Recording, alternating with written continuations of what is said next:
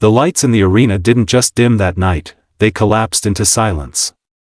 A slow fade, like the world itself was taking a breath it didn't know it needed. Thousands of people filled the room, but for a brief second, it felt empty. Waiting. Anticipating. Because when Bruno Mars walks onto a stage, people expect magic. Energy. Perfection. A show so polished it feels untouchable, but what happened next wasn't perfection. It was something far more dangerous. It was real. A single spotlight cut through the darkness, landing on the piano. Black, glossy, still. And then he appeared, calm, composed, dressed sharp like always. No dramatic entrance. No fireworks. Just presence. The kind that doesn't need noise to be felt. The crowd erupted anyway, screams bouncing off every wall, echoing through the ceiling like thunder. But he didn't react the way he usually does. No big smile.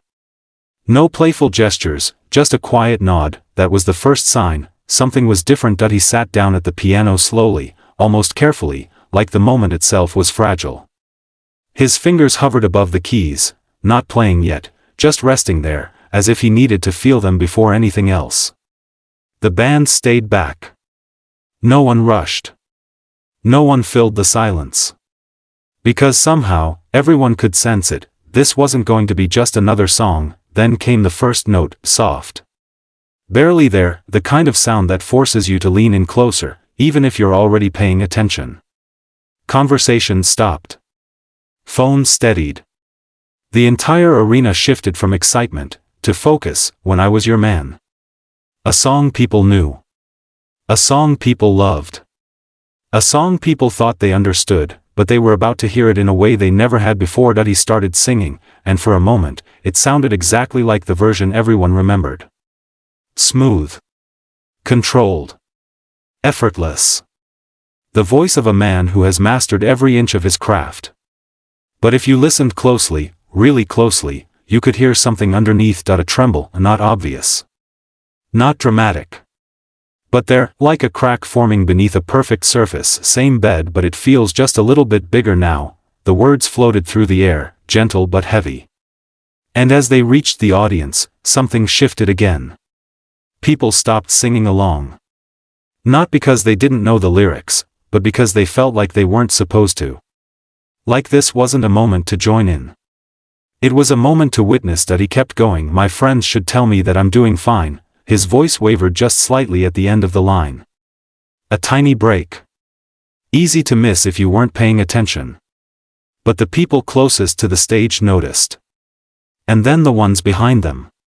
And then somehow, the entire arena felt it, because emotion, when it's real, doesn't stay contained. It spreads. He glanced up for a second, looking out into the crowd, but his eyes didn't settle on anything. Not a person. Not a section. It was the kind of look someone gives when they're searching for something they already know isn't there. And then he looked back down, back to the piano, back to the only place he could hide, even just a little. The second verse came, and with it, the shift became undeniable. Too young, too dumb to realize. That line hit differently. Harder, not like a lyric anymore. Like a regret. His fingers pressed into the keys with more weight now, the sound growing fuller, deeper. And his voice, still beautiful, still controlled, began to carry something else. Something heavier than technique, memory. There are moments in music where you can tell the artist is no longer performing the song. They're living it. And this was one of those moments. By the time he reached the chorus, the arena wasn't just quiet, it was locked in. Every person holding on to each word like it mattered. Like it meant something beyond the song itself. I should have bought you flowers. The line came out stronger, but the strength didn't feel like confidence. It felt like effort. Like he was holding something back. I should have given you all my hours. And then it happened. His voice cracked, not a small slip. Not something he could easily cover. It broke, clear, raw, impossible to ignore. And for a split second, time froze. He stopped playing, just for a beat, but it felt like everything stopped with him. The band hesitated. The crowd didn't move. No one made a sound. He pulled back slightly from the mic, inhaled, and for the first time that night, you could see it clearly. The emotion wasn't just in his voice anymore. It was in his face. His jaw tightened. His eyes glistened under the stage lights that he looked down again, but this time, it wasn't to find the keys that it was to find control, and maybe, he couldn't that he leaned back into the mic. And before continuing, he said something soft. Almost lost in the silence, for my mom, 3 words, that was it, but those 3 words changed everything, because suddenly, the song wasn't about a lost relationship anymore. It wasn't about romance or regret in the way people had always understood it. It became something deeper. Something personal. Something that didn't need explanation. The audience felt it instantly. You could hear the shift, not in sound, but in energy.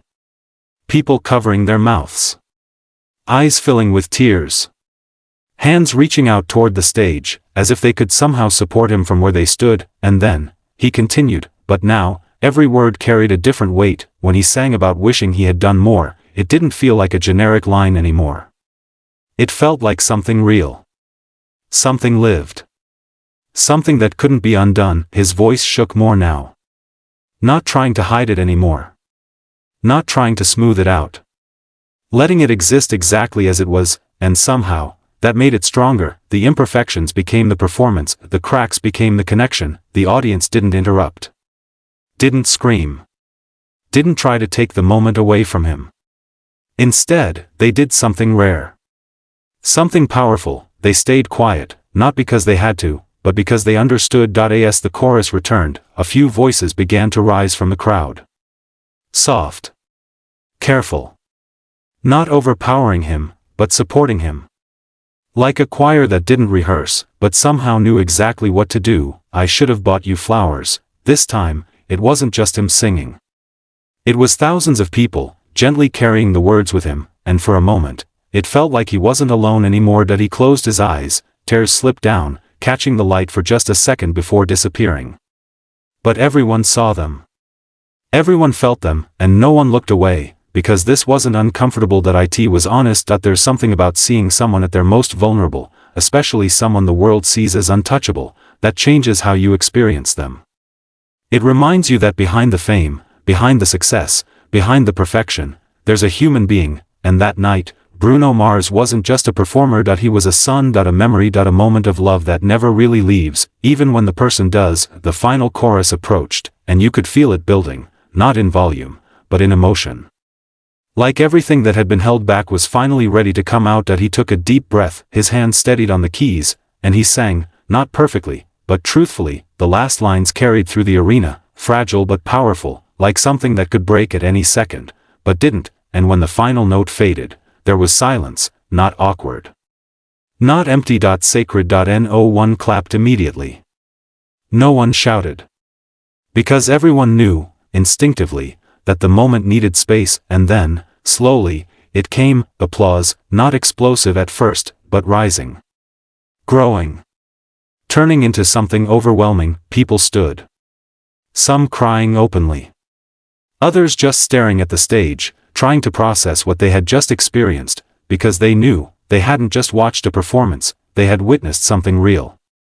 Something unrepeatable. Something that couldn't be recreated. No matter how many times the song was sung again. Bruno stood up from the piano slowly. He didn't say much. He didn't need to. He simply nodded, a quiet acknowledgement of the love coming back at him from every corner of the room. But even then, you could see it, the emotion hadn't left him, and maybe it never will, because some songs don't just stay songs, some moments don't just pass, some feelings don't fade when the lights go out, they stay. They live inside the music, inside the memories, inside the silence between the notes. And that night, in that room, thousands of people didn't just hear a song, they felt a story, and they carried it with them long after the final note disappeared, because moments like that don't end, they echo.